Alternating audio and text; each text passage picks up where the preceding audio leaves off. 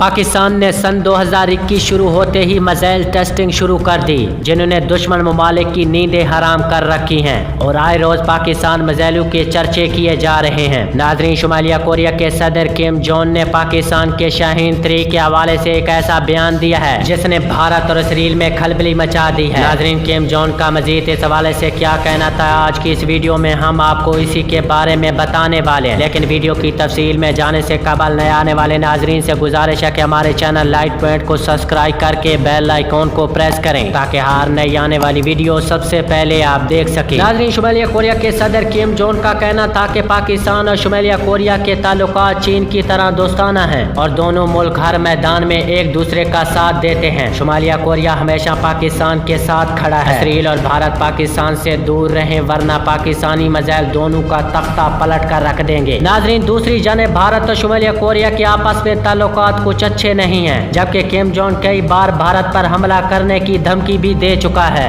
शुमालिया Korea वाजे कर चुका है कि जो जनूबी कोरिया का दोस्त है वो शुमालिया कोरिया का दोस्त तस्वुर किया जाएगा। लेकिन आज की सबसे अहम खबर यह है कि शुमालिया कोरिया की तरफ से अहम पैगाम सामने आया है जिसने दुनिया में हलचल मचा दी है। शुमालिया कोरिया की जानिब से ट्वीट पैगाम में कहा गया कि हम पाकिस्तान को एडवांस वर्जन शाहीन 3 के कामयाब तजर्बे पर मुबारकबाद पेश करते हैं। नाजरीन, आपको पहले भी बता चुके हैं कि शाहीन 3 का ये वर्जन इंतहाई खतरनाक है, जबकि इसराइल और भारत पाकिस्तान से दूर रहे वरना पाकिस्तान के बैलिस्टिक मिसाइल शाहीन 3 चंद मिनटों में दोनों का तख्ता पलट कर रख देगा।